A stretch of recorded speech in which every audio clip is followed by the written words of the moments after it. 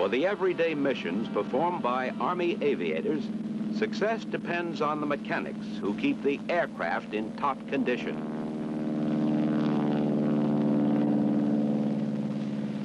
The aviator must be able to depend on every part of his aircraft to function properly.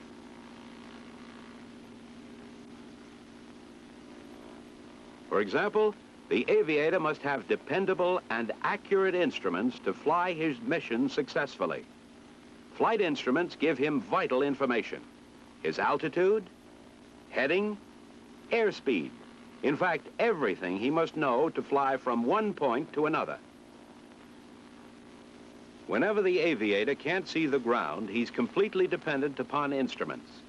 In instrument flight, he determines his route with his airway charts and his flight instruments.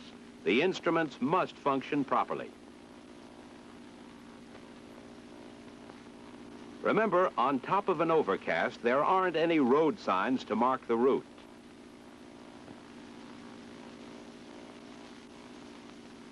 These 6 instruments are the ones which are normally found in Army aircraft. They're used in fixed-wing aircraft as well as many helicopters. The 6 instruments are divided into 2 groups: the pitot-static instruments and the gyro-vacuum instruments. These 2 names, as we shall see, come from the method of operation of the instruments. The pitot-static instruments are air-operated. 2 kinds of air pressure are required: pitot pressure and static pressure. What is pitot pressure? How is it obtained? Pitot pressure is obtained from a pitot tube, a simple device named for its inventor, Henri Pitot, a Frenchman. The pitot-static tube is usually located in the leading edge of the left wing. The pitot tube is pointed in the direction of flight.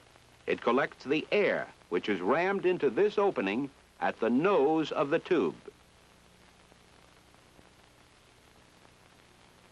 The amount of air rammed in depends on how fast the aircraft is moving. To give a true reading, the pitot-static tube must always be located where the flow of air is least disturbed. Let's take a closer look at the pitot-static tube and see how it operates. Inside the pitot tube, there are baffles in the air passage. They break up the flow of air and help extract dirt and moisture from it.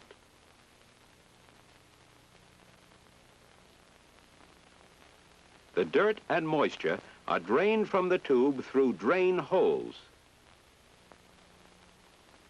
To prevent the moisture from freezing and blocking the tube, heaters are provided. They're controlled by a switch in the cockpit. From the pitot-static tube, the air is carried through metal tubing to the airspeed indicator.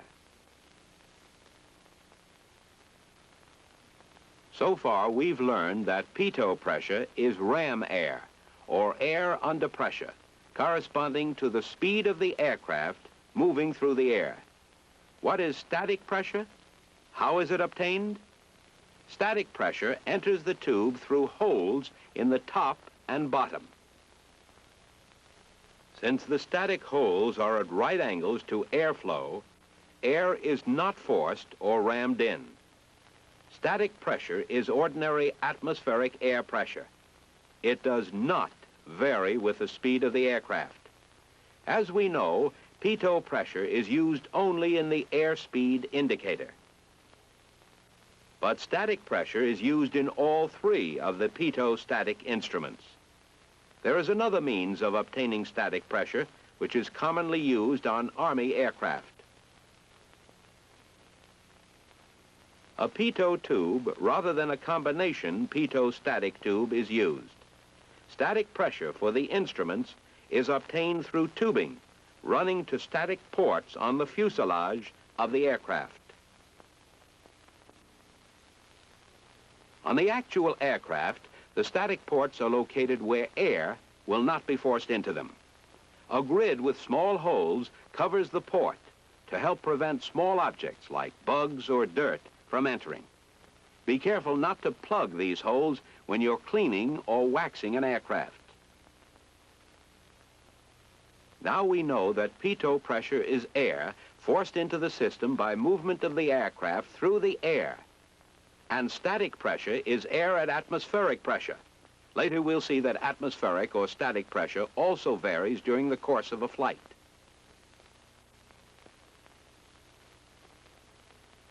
There are three pitot-static instruments commonly used in Army aircraft. First, we will examine the airspeed indicator and learn about its working principle. The airspeed indicator is housed in an airtight case. As we learned earlier, both pitot and static pressure are used. The static pressure line simply attaches to the case so that the interior of the case is vented to the outside atmosphere. The pitot line enters the case where it terminates in a hollow, flexible diaphragm.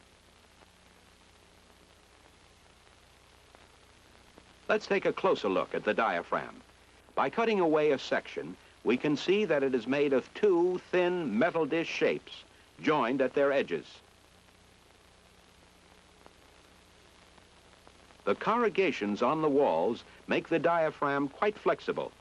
As the aircraft moves, pitot air is forced into the diaphragm, causing it to expand in size.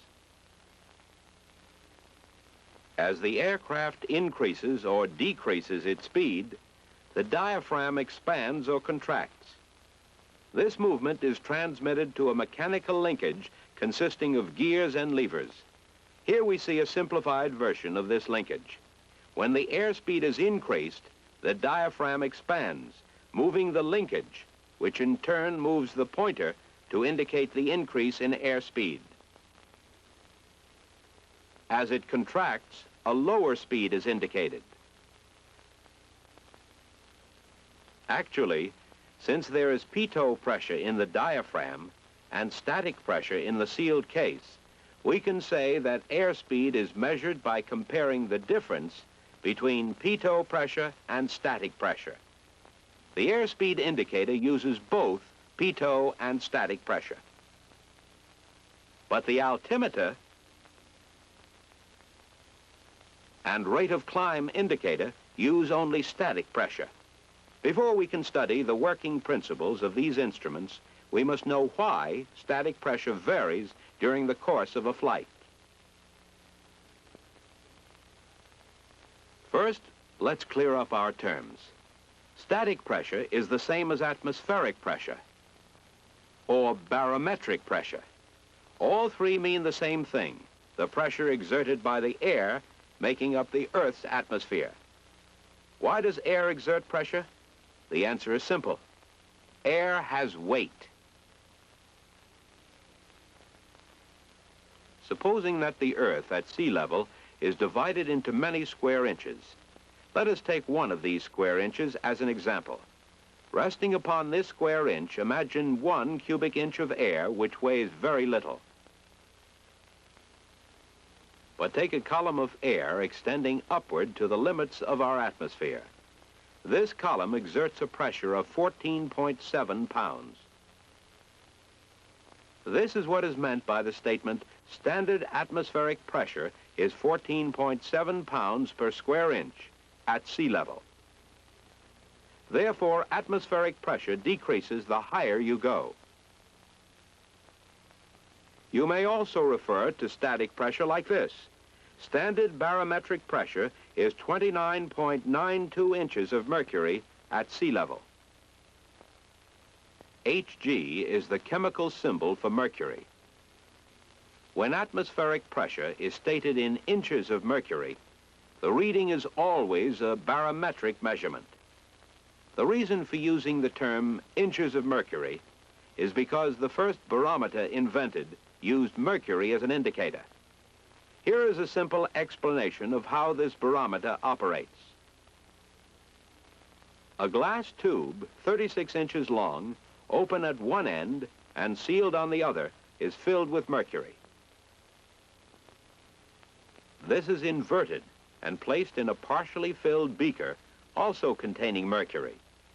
The mercury in the tube will flow into the beaker until the amount of mercury remaining in the tube exerts a pressure at the bottom of the tube equivalent to atmospheric pressure, or 14.7 pounds per square inch. If we now measure the mercury remaining in the tube, it would be 29.92 inches.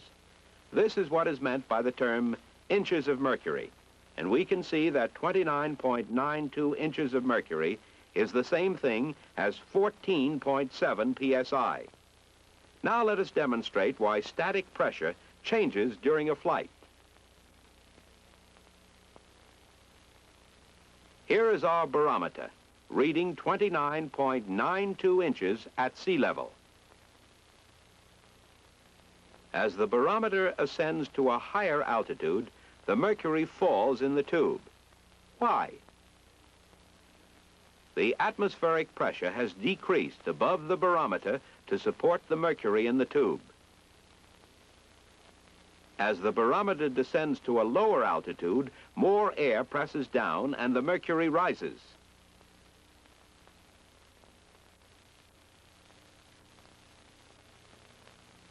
As the barometer ascends to a higher altitude, less air presses down and the mercury falls. The mercury barometer is still used. However, there is another type which is much more compact, the aneroid barometer. This is the heart of this modern barometer, a special flexible diaphragm called an aneroid. It is similar to the flexible diaphragm, but has no tubing connected to it.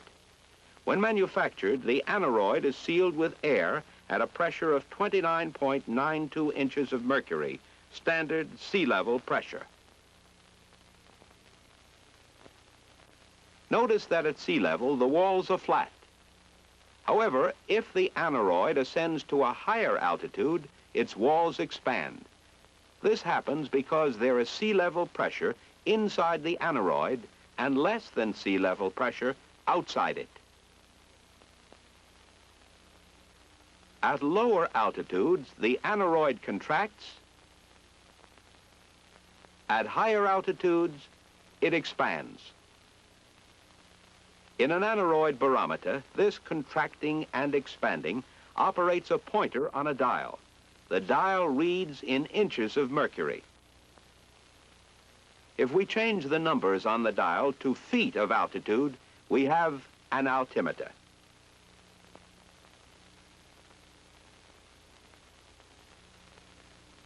Aircraft altimeters contain aneroids and are exactly the same in working principle as aneroid barometers, with one exception. On the altimeter, there are 3 dial pointers. The short pointer indicates tens of thousands of feet, the medium pointer indicates thousands of feet, and the long pointer indicates hundreds of feet. For example, this altimeter reads 130 feet.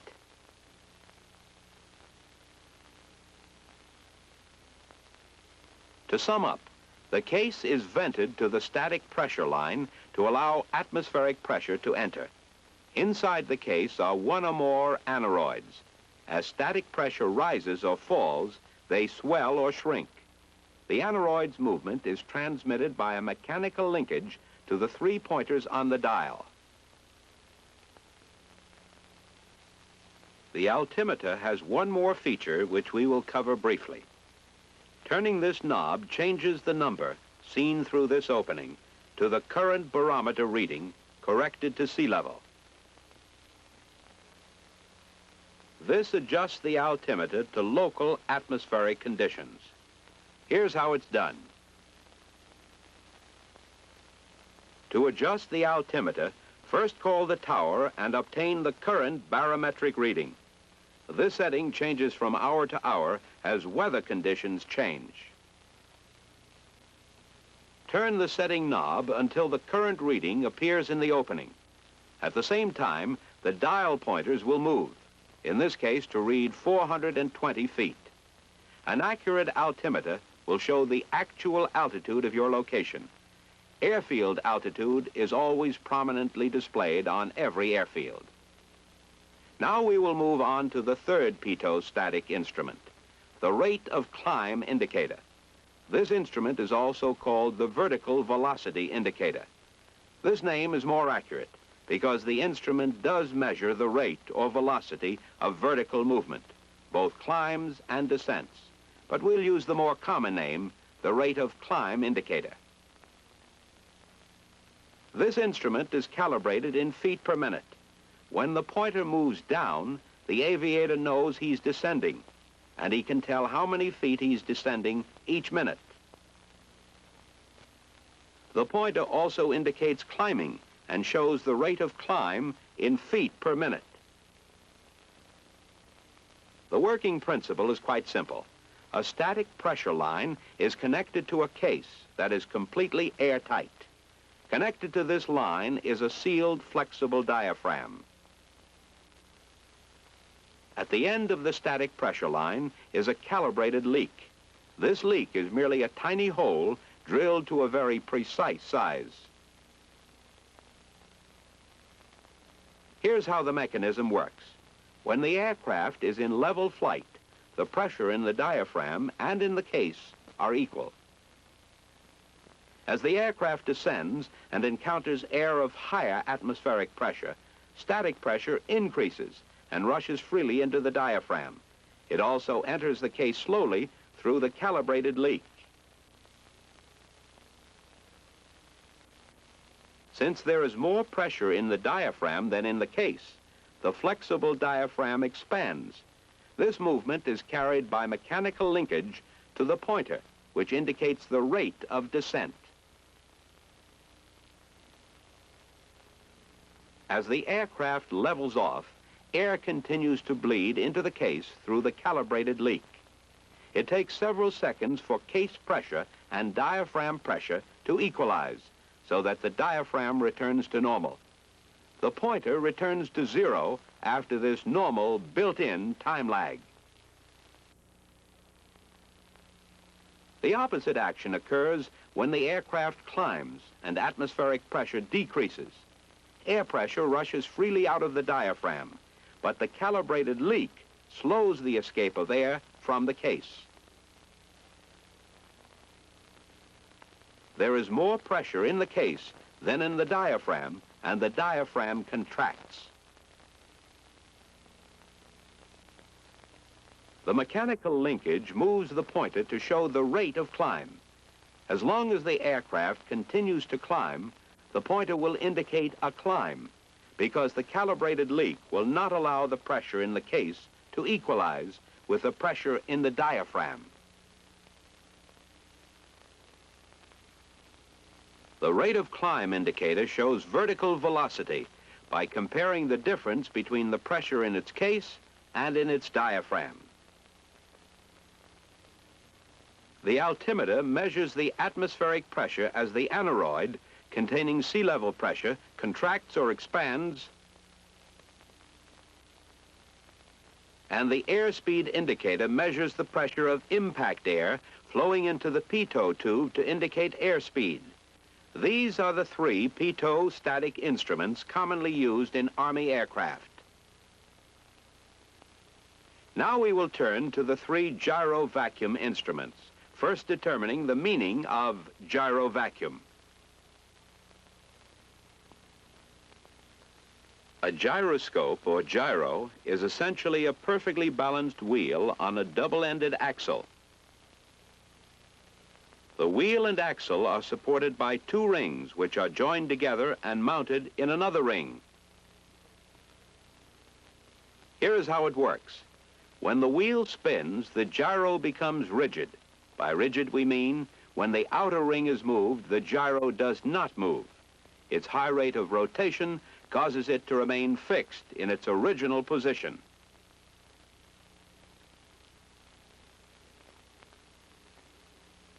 This gyroscopic rigidity is used in all three of the gyro vacuum instruments. We shall learn why they are called gyro vacuum instruments as we study the working principle of the directional indicator. The directional indicator is not a compass. It is a device designed to aid in the use of the magnetic compass. Here is a simplified view of what the instrument contains. It contains a gyro mounted so that its plane of rotation is vertical. Around the rim of the wheel are a series of small buckets or scoops. The case is airtight, and a tube connects the case to a vacuum pump driven by the aircraft's engine. This tends to form a vacuum in the case. A nozzle with an opening to the outside atmosphere allows air to enter and replace the air drawn out by the vacuum pump. Vacuum provides a very high speed flow of air at the nozzle. As air rushes in, it strikes the buckets, causing the gyro to rotate very rapidly. Remember, a spinning gyro is rigid in space. Mounted to the gyro is a band with compass readings from 0 to 360 degrees. Looking at the directional gyro from the top, we will demonstrate its operation.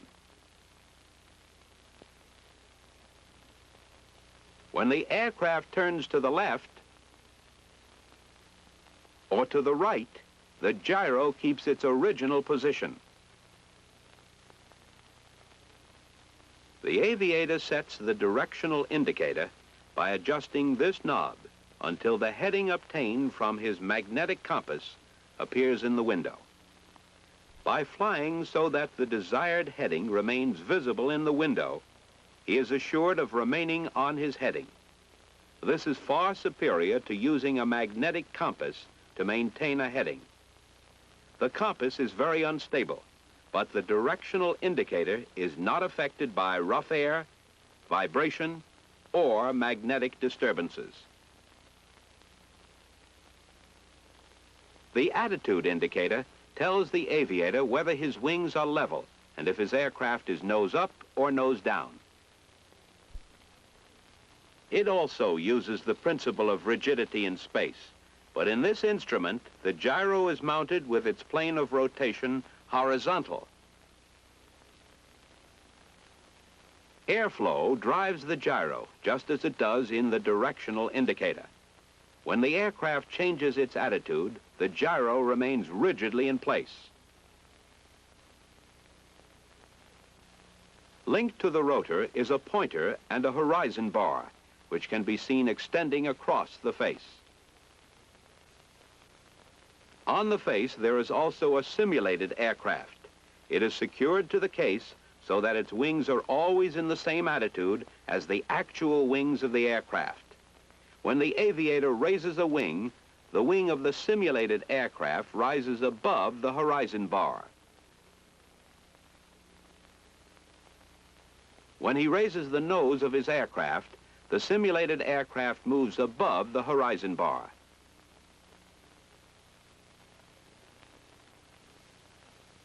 When he lowers the nose of the aircraft, the simulated aircraft drops below the horizon bar. The attitude indicator provides an artificial horizon inside the aircraft. In instrument flight, the aviator will use this horizon to maintain a straight and level attitude, just as he uses the actual horizon in contact flight. The turn and bank indicator is actually two instruments in one case. One part consists of a black ball enclosed in a curved glass tube. The tube is filled with special liquid to keep the ball from moving too freely. These two wires hold the tube in place and also serve as reference marks. During a turn, the ball should always remain between the wires. If it moves out, the aircraft is either skidding or slipping. This pointer is called the turn needle. It is operated by a gyro which differs from those in the other instruments. The turn and bank indicator's gyro is not in a universal mount. It is powered by a vacuum-induced air jet, just as the other gyro instruments are. Without a universal mount, the gyro wheel must tilt when the aircraft turns. When the aircraft turns to the left or right, the gyro is forced to tilt in the opposite direction, causing a phenomenon called precession. This is the force that results when a spinning gyro is made to change its plane of rotation. Through a mechanical linkage, precession moves the turn needle to right or left of center as the aircraft changes its heading. By observing the turn needle with respect to the center marker, the aviator can make a standard rate turn. This is a specific number of degrees in a specific amount of time. In all turns, the ball should remain centered in the tube.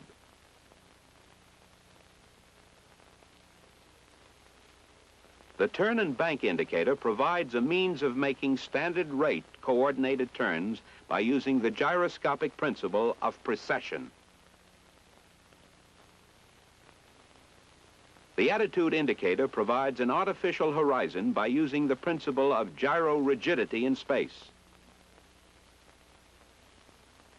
The directional indicator uses rigidity in space to provide a more reliable means of maintaining heading than the magnetic compass can provide.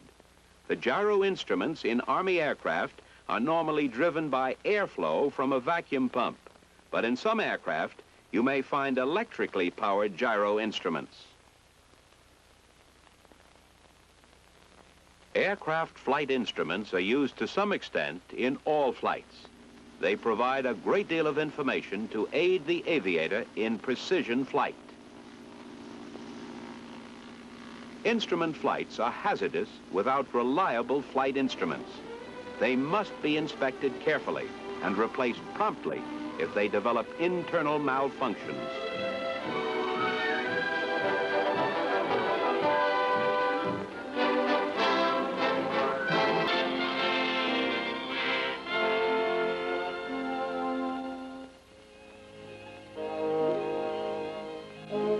In Part 1, we were introduced to the L-19 and learned about the primary control surfaces which enable you to control its flight.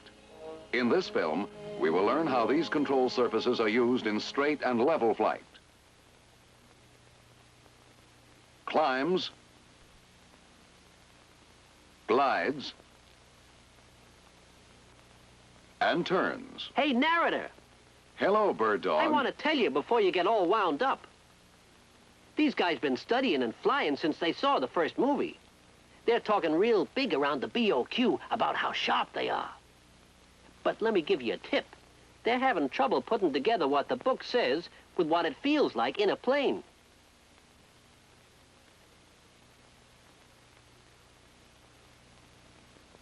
If you can show them the 4 basic maneuvers in some simple way, boy, they'll eat it up.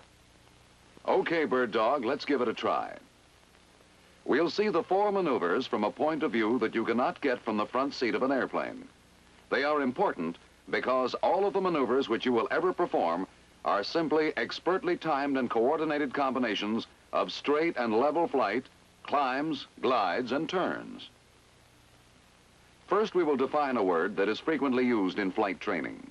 The word is attitude. The attitude of an aircraft is its position with relation to the horizontal. From an aircraft, the horizon looks like this. We might say that a plane's attitude is its position with relation to the horizon. When you are parallel to the horizon, you are in a level attitude. If your nose is below the horizon, you are in a nose-low or gliding attitude. If your nose is above the horizon, you are in a nose-high or climbing attitude.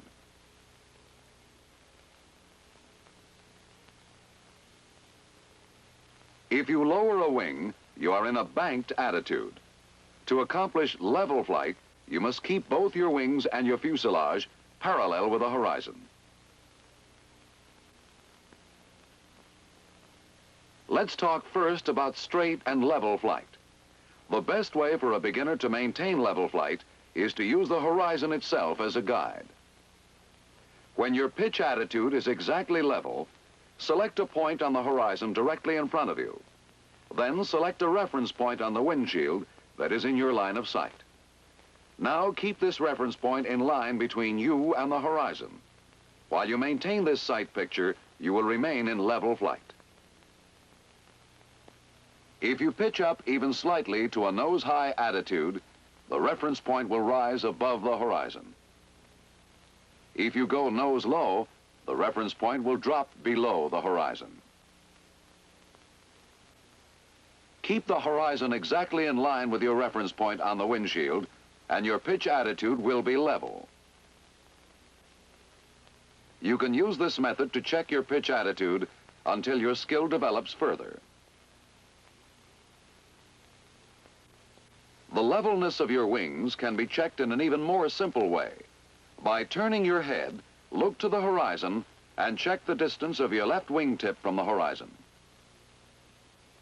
Now turning your head, look to the right and check the distance of your right wingtip from the horizon.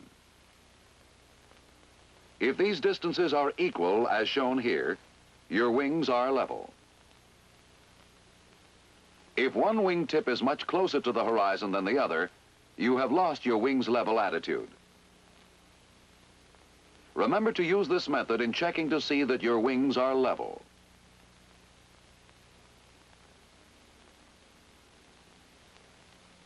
Another method to accomplish straight flight is by reference to the area over which you are flying.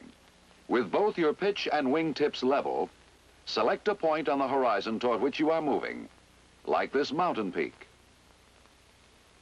Then closer in, find another landmark that's on the imaginary line between you and the mountain peak, like this radio tower. By keeping the radio tower in line between you and the mountain peak, you'll fly a straight course.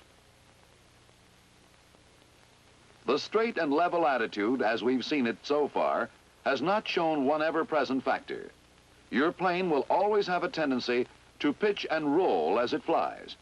These natural movements are caused by air turbulence. Hey, can I put my 2 cents in here? Sure, Bird Dog. I notice one thing when some guys are flying. They fly real relaxed. So darn relaxed that their hand on the stick practically goes to sleep. It gets like a dead weight that pulls the stick over to the right. You can't stay straight and level that way. Fly relaxed, man, but don't let rigor mortis set in. Thanks for the tip, Bird Dog. Now we're going to the next basic maneuver, climbs. Climbs are entered from straight and level flight by moving the stick rearward with firm pressure.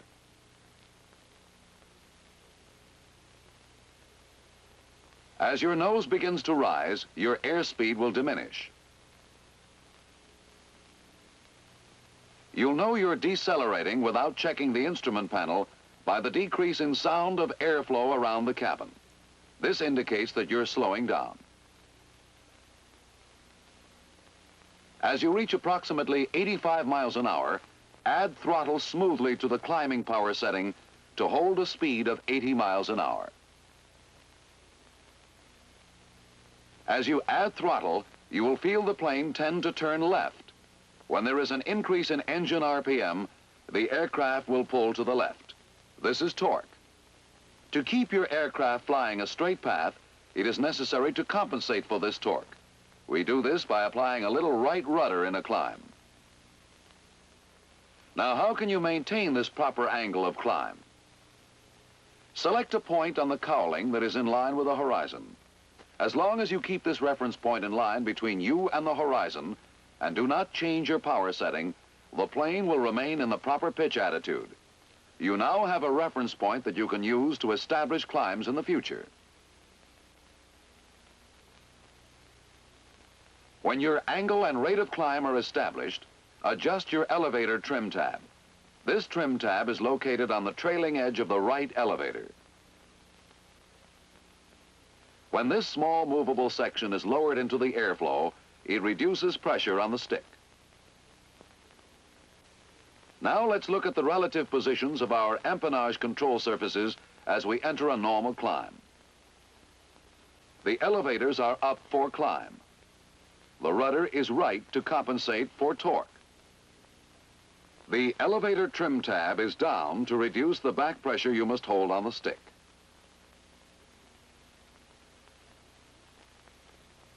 Prolonged straight climbs should be avoided. The pitch of your plane in a climb decreases visibility and increases the possibility of mid-air collisions. Except for climbing after takeoff, always use a climbing turn if you must gain any considerable amount of altitude. Start your level off about 50 feet before you reach the desired altitude. For instance, if the altitude at which you desire to level off is 3,000 feet, you would initiate your level off when the altimeter reads 2,950 feet. Level off by moving your stick forward. As you do so, you will start to gain airspeed. As you change your pitch, you will have to reduce your throttle slightly to prevent an increase in RPM. But remember, reduce your throttle to cruising power only when you have gained both level flight attitude and cruising airspeed. Your final adjustment after regaining straight and level flight and cruising airspeed is to retrim your elevator tab so that your stick pressure is neutral.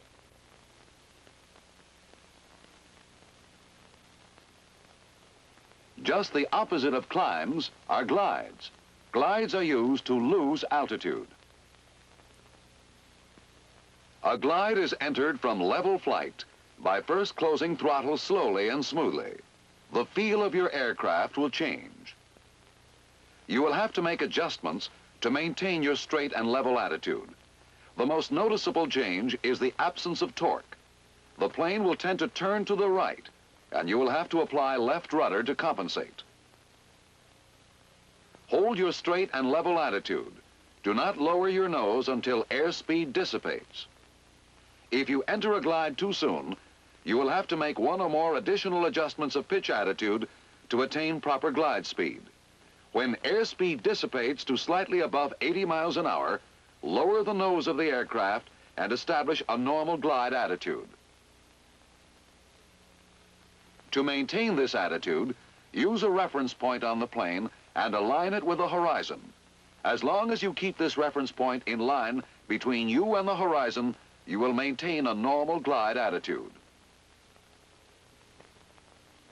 The elevator trim tab is used to take the pressure off your stick in a glide, just as in climbs and straight and level flight. Wait a minute, buddy. I forget something? Yeah, man. These guys better use gliding turns when they want to let down, because you got lousy visibility in a straight glide. Man, it hurts just looking at it. The level off from a glide should begin about 50 feet from the desired altitude. For instance, if the altitude at which you desire to level off is 2,000 feet, you would initiate your recovery when the altimeter reads 2,050 feet. As you move the stick backward, add power slowly. Remember, as the engine torque increases, smoothly relax your pressure on the left rudder pedal. As airspeed increases, time the movement of your stick so that you reach level flight and cruising airspeed at the same time. When you have attained straight and level flight, retrim your elevator tab to relieve stick pressure. The fourth fundamental of flight is turns. Coordination, or the simultaneous use of two or more controls, is important in all four of the basic maneuvers. In a turn, you must have coordination of all primary control surfaces. Coordination is a proportional relationship of these control surfaces. The ailerons, rudder, and elevators. A turn is entered by simultaneous application of stick and rudder pedal in the direction of the turn. In a well-executed turn, the rudder should be streamlined with the flight path. When the proper amount of rudder and ailerons are applied, the result is a well-coordinated turn. If you use too much bottom rudder in relation to the amount of aileron used, although you will feel as though your body is being pulled towards the outside of the turn, the aircraft will actually skid to the inside of the turn. On the other hand, if you do not apply sufficient rudder pressure in relation to the amount of aileron applied, although you will feel as though your body is being pulled towards the inside of the turn, the aircraft will actually slip towards the outside of the turn.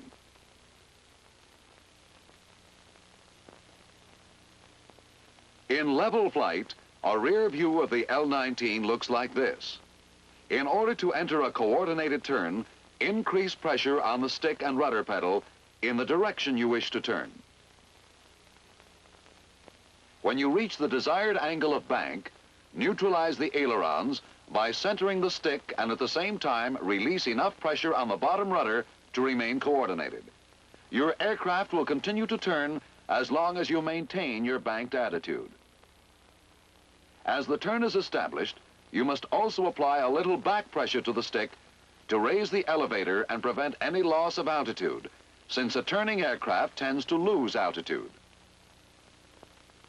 The point at which you must start your rollout from a turn depends on your angle of bank and airspeed.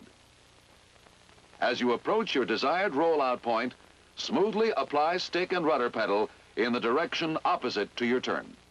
While your plane is returning to level flight, gradually release the back pressure on your stick. Just as you gain a level attitude, return stick to neutral and simultaneously release rudder pressure. And there you are, right back where you started from. Straight and level. Man, you make it sound easy. It is easy, Bird Dog.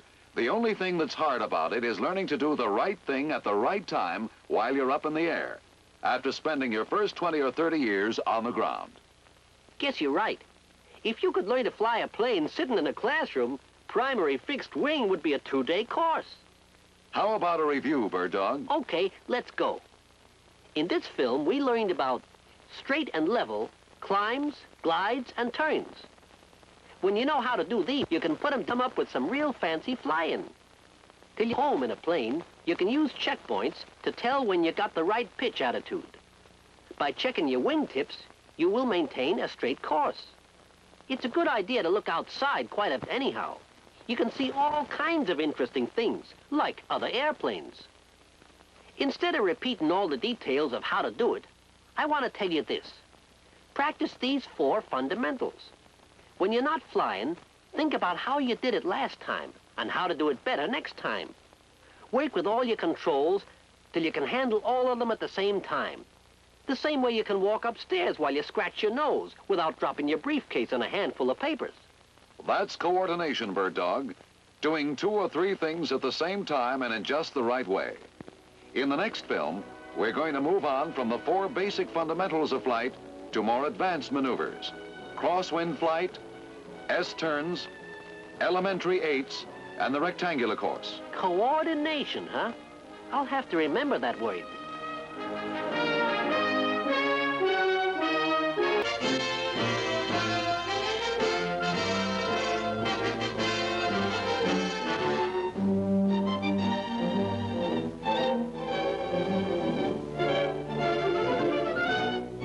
In this part of our film series, we are going to discuss a problem in flying which you as an Army aviator must develop an instinctive ability to deal with. The problem is wind. Air is the medium in which you fly. When the air is moving, your plane moves right along with it. To make the effect of wind on flight very clear to you, let's look at this illustration. The plane is flying with an airspeed of 90 miles an hour. It is also moving over the ground with a ground speed of 90 miles an hour. Now, if the plane encounters a headwind, the rate at which it is moving over the ground will diminish proportionately.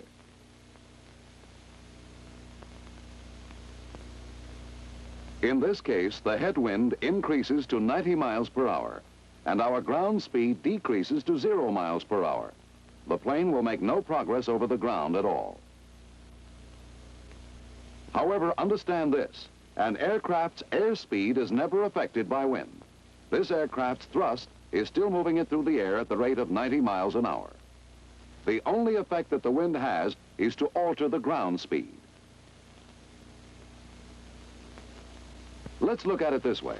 If the headwind were only 30 miles an hour, the ground speed would be 90 less 30, or 60 miles an hour. The aviator has not touched his throttle or changed his altitude. Airspeed is still 90 miles an hour.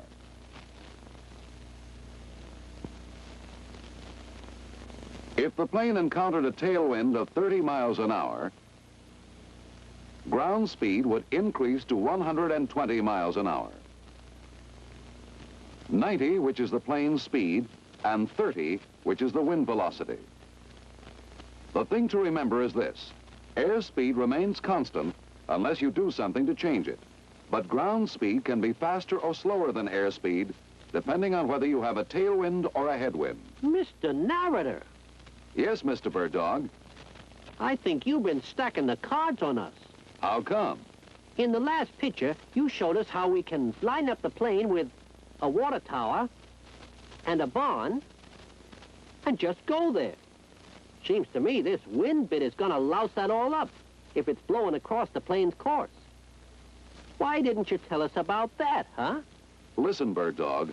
In the last picture, we were talking about the attitudes of a plane, not about wind effect. We're going to discuss crosswinds right now. That's better. With a crosswind, you will have trouble keeping the nose of the plane lined up with the course over the barn.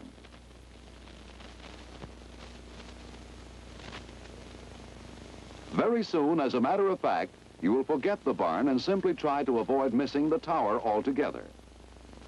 Here's what is happening.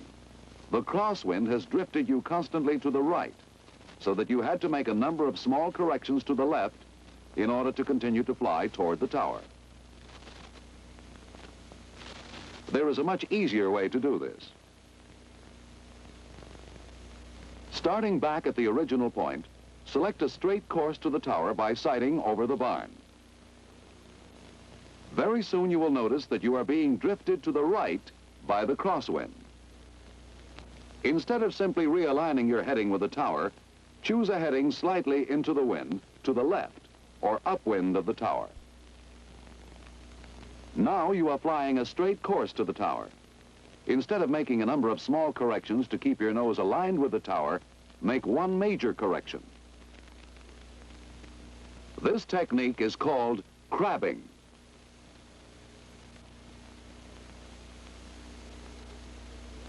Judging how much correction you will have to make for various crosswind situations can only be learned by experience. For a right quartering headwind, we will crab slightly to the right. The degree of crab will depend on the wind's velocity. Wind's effect on your plane helps you to determine its direction and velocity by the way it affects the course of your plane. With a left quartering tailwind, your ground speed will increase, and you must crab to the left to maintain your course. Knowing the direction and velocity of the wind is necessary in pre-planning the maneuvers we will deal with.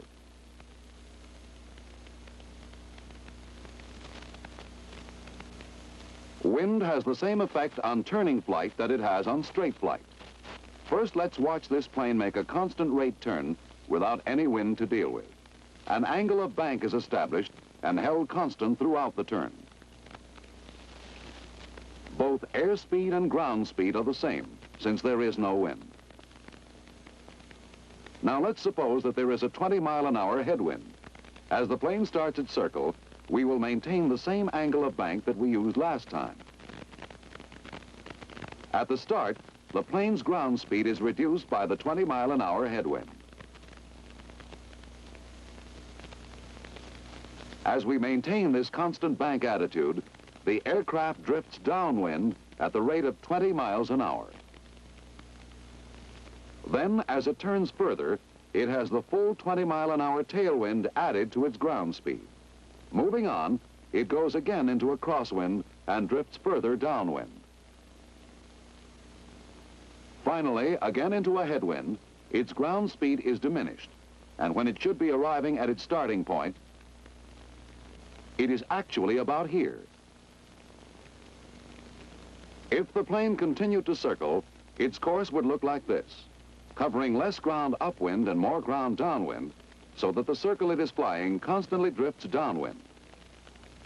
The proper way to fly a wind circle is to vary your angle of bank, and thus increase or decrease your rate of turn. This is how it is done. As you start the circle with a headwind, use a shallow bank so that your rate of turn is slow and you fly into the wind longer. As you proceed, constantly increase your angle of bank so that when you have the full tailwind, you are at your greatest angle of bank and your rate of turn is fast. As you turn out of the tailwind, gradually decrease your angle of bank so that as you again come into the headwind, you're in a shallow bank and your rate of turn is slow.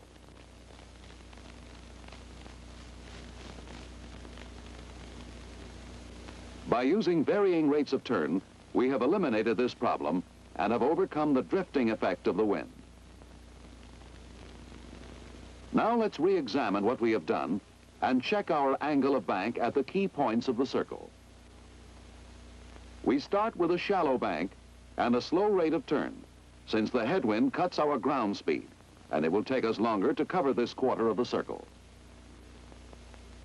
Here we are at a medium angle of bank, and our rate of turn has increased. As we cover the next quarter, we gradually increase our rate of turn to compensate for increasing ground speed as we come into a tailwind. At this point, with the full effect of the tailwind, we are at the steepest angle of bank, so that we turn at a rapid rate. Through the next quarter circle, we decrease our rate of turn as tailwind diminishes. At this point, we are again in a medium bank, which prevents us from drifting with the wind. We reduce bank gradually through the final quarter, since we are coming into the headwind. As we pass over the starting point, we are in a wings level attitude. To repeat, you must know the direction and approximate velocity of the wind to perform this maneuver successfully.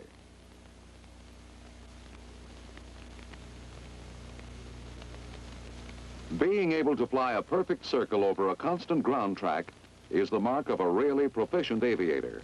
It requires planning ahead of your aircraft, division of attention, and instinctive handling of your controls.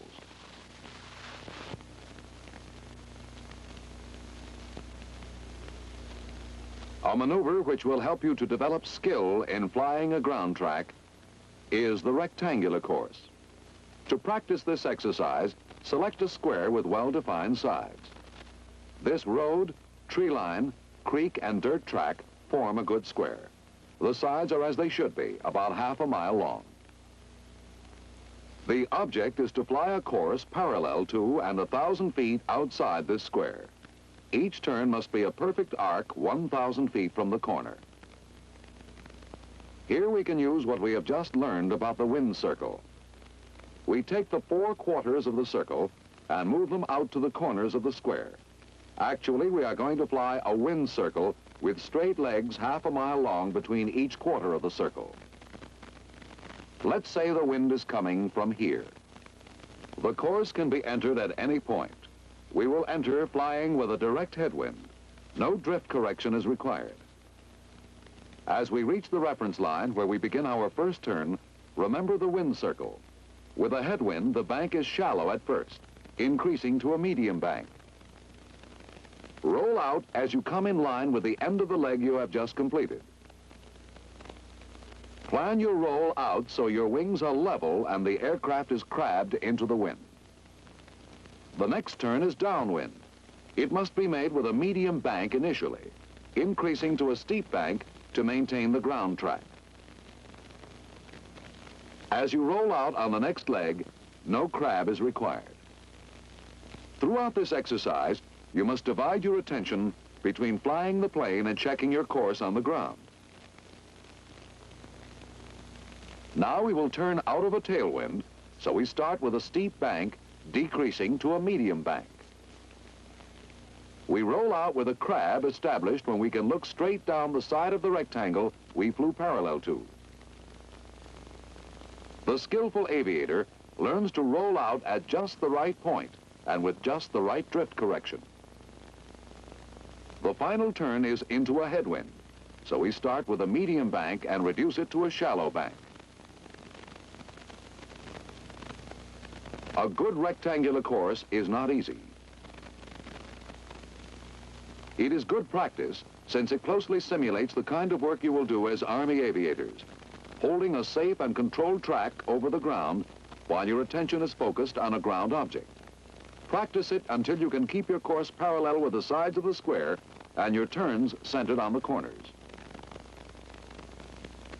Here is another variation of the wind circle which will develop your ground track ability. It is called S-turns across a road. Locate a straight road with the wind blowing across it. The object is to fly a series of S-turns back and forth across the road. Each turn has a radius of a quarter mile, and you cross the road at intervals of 1/2 mile. Enter the maneuver flying into the wind. Just as in the wind circle, we vary our bank to fly a circular course over the ground.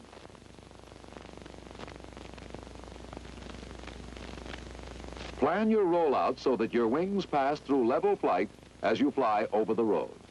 Then steep bank in the opposite direction, decreasing to shallow. And finally, wings level again over the road. Shallow bank into the wind, gradually increasing to steep bank downwind, then wings level over the road. This maneuver develops coordination and division of attention. It will teach you to handle your controls instinctively.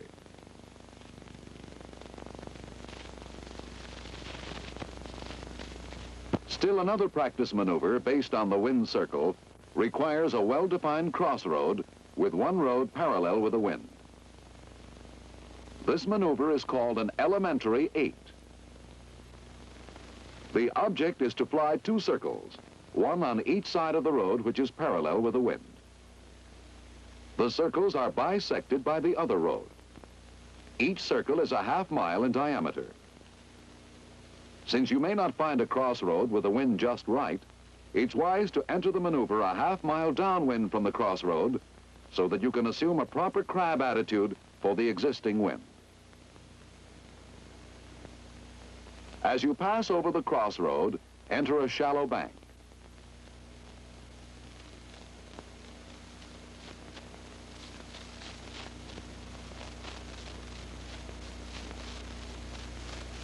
Bank must be adjusted for wind drift throughout the circle, and you should arrive back over the crossroad with wings level and at the same angle of crab you started the maneuver with. Another circle in the opposite direction is started immediately. Shallow bank upwind to medium bank crosswind to steep bank downwind.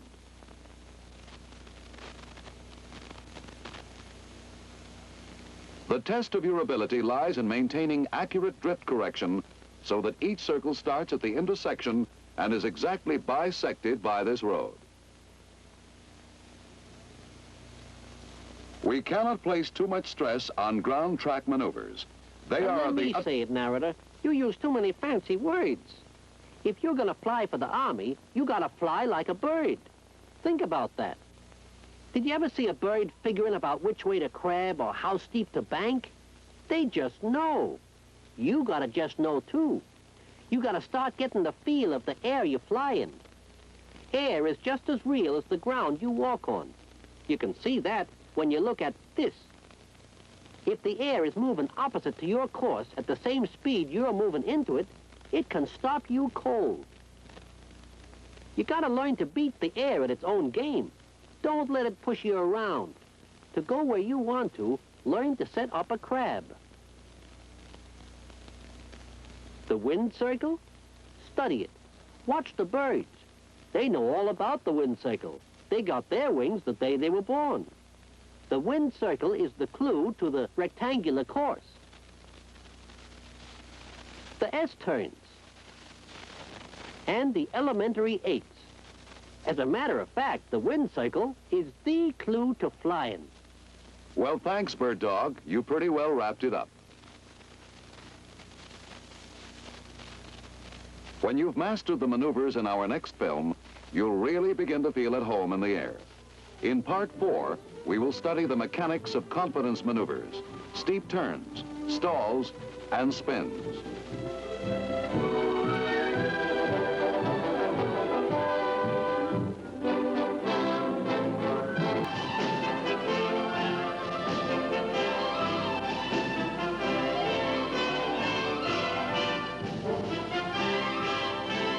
Since you entered primary flight training, you have become fairly proficient at flying the L-19. But very likely there is still a teasing worry in the back of your mind. What will I do if something unusual happens? We're going to try to get rid of that worry right now. That's right. I was flying when you guys were learning to ride a bike. Let me show you fellas something. Put that guy who was flying back on. Hey, you with the yellow hat. Roll that bird dog into a turn. And when you get it set, just take your hands and feet off everything. Just let go. It's okay. Do like I say. Okay now, let go. You ain't gonna fall out of the sky. Now, watch this. See? With hands off, that bird dog says, "Gee, I wonder where the pilot went." Then he begins to think this bank is a pretty silly position to be in up there all by himself. So he decides to level off and just fly along till the pilot gets back from his coffee break. Us bird dogs are stable characters. We believe in the straight and level. That's what experience does for you. Can you recover from any attitude? Well, if I'm rigged right and got enough altitude. But it does help to have a pilot who knows what he's doing. Sure it does. If he's smooth. Then you'll approve of our next subject. It's one where good coordination really shows up.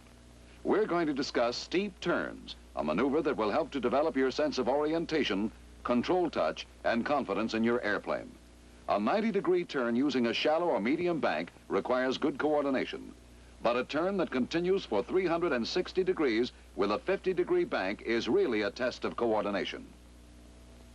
You're going to separate the bike riders from the aviators. Right, Bird Dog.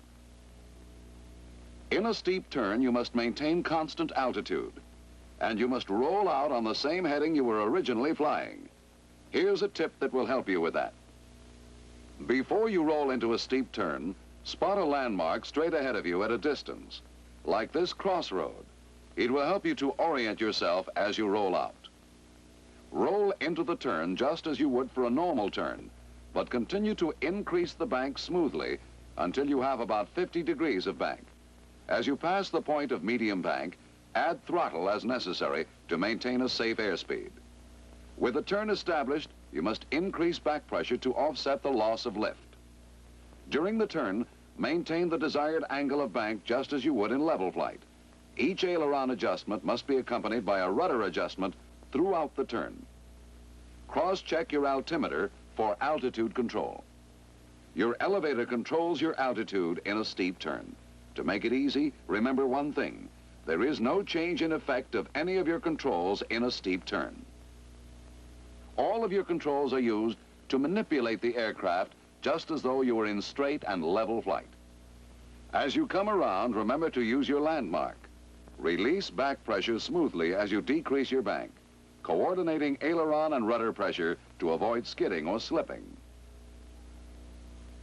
Power is decreased as you roll out of the turn. Can I say something here? What is it, Bird Dog? I got a theory. I think once a guy's got steep turns down pat, he really gets to relax in a plane. That's why we're going to discuss stalls and spins next to give the students confidence in you. Good. First, let's find out what a stall is. In flight, there is a constant stream of air moving across your wings. It is parallel to your movement, and it's called the relative wind. The chord of your wing and the relative wind form an angle called the angle of attack. By varying the angle of attack, you can change the amount of lift on your wings. But if you increase the angle of attack too far, smooth airflow over your wing is disrupted, and less lift is produced. This loss of lift is called a stall. A stall can be abrupt and violent, but usually there are warning signs before it occurs. Performance and control response seem mushy or sluggish. Various kinds of stalls are practiced in flight training. The climbing stall, both straight and turning.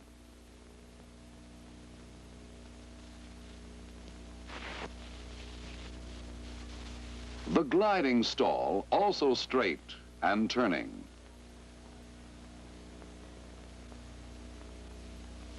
And the landing attitude stall. First, we will deal with the climbing stall. When the angle of attack is increased beyond the angle of greatest lift, the aircraft will stall. As you approach the stall, you will feel the aircraft buffet. Apply full throttle and simultaneously relax back pressure on the stick as the stall occurs. The nose of the aircraft will drop. Reapply enough back pressure on the stick to recover without entering a secondary stall or losing excessive altitude. As soon as you have regained sufficient airspeed, adjust the throttle and elevators to maintain level flight. The gliding stall can be recovered in exactly the same way by adding full throttle and relaxing back pressure on the stick. You can also make a gliding recovery from a gliding stall. Establish a glide. Then slowly raise the nose of the aircraft. As the stall occurs, relax back pressure on the stick. The nose will drop. With this attitude, you will quickly regain airspeed. Re-establish your normal glide attitude after attaining the proper glide speed.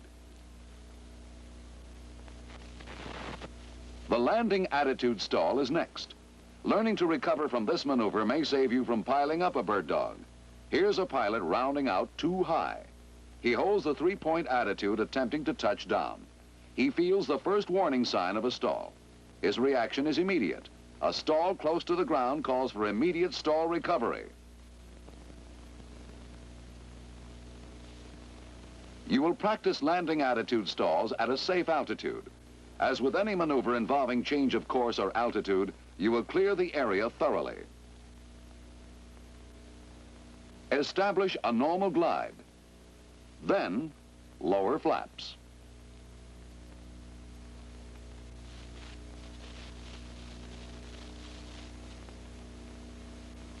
Now maintain your heading carefully and bring the plane to a three-point attitude and a stall at the same instant.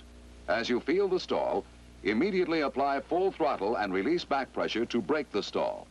Then reapply back pressure as necessary to prevent excessive loss of altitude. As you regain sufficient airspeed, assume a climbing attitude. Don't pull up too quickly or you may stall again. As you climb out, reduce flaps to 0 degrees and level off. Continue to practice recovery from landing attitude stalls at a safe altitude until you know you can perform one safely at 15 feet. Now let's move on to another confidence maneuver, spins. Let's watch this plane as it is maneuvered into a stall and then a spin. A spin is actually a prolonged stall in which the aircraft rotates around its center of gravity while losing altitude. The L-19 does not spin violently, and if you let go of your controls, it will recover by itself, provided it has sufficient altitude.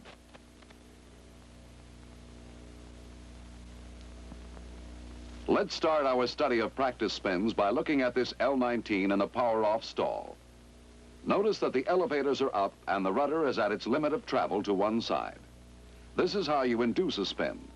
Since the aircraft is in a stalled condition, the nose will fall with the elevators up. The rudder position will cause the aircraft to turn and enter a normal spin. Be sure that your ailerons are kept neutral throughout the spin. To recover, apply full opposite rudder to stop the rotation, then relax back pressure on the stick. As the rotation stops, neutralize the rudder. Back pressure on the stick returns you to level flight. But don't pull back abruptly, or you may enter a secondary stall. A spin with power on is essentially the same as with power off. A higher angle of pitch is necessary to cause the aircraft to stall, and you must close your throttle just as the spin starts. That was good, narrator. I could watch them bird dogs spin all day. Glad you liked it, Bird Dog. Are you ready for your brief and comprehensive review? Sure. Bring on the pictures. It's nice for a bird dog to have a good pilot at the controls when he's in a maneuver. But if he's got enough air under him, he can be depended on to straighten out and fly right all by himself. Remember that. It'll be good for your morale. Steep turns are just like any turn. They just feel more hairy until you get used to them. If you want to come out where you went in, always select a prominent checkpoint. Go into a steep turn just like any turn, but add a little throttle to keep your airspeed up. Remember, There's nothing different about your controls in a steep turn. Use them just the way you do in level flight. Your precision ain't gonna be very precise the first few times you roll out. But keep trying. You'll get the knack. A stall is when you get your angle of attack too high. That's the clue. If you try to get more lift than the plane's got, you're gonna stall. The trick of getting out of a stall is to get the angle of attack back where it belongs. Remember this picture when you're practicing landing attitude stalls. Even though you're way up here, make believe you only got 15 feet under you. Spins may be confusing at first. That's why you practice them. Thanks, Bird Dog. The confidence maneuvers we've studied today will give you a lot of assurance when we get into Part 5 of this series. In Part 5, we will deal with takeoffs, landings, and traffic patterns.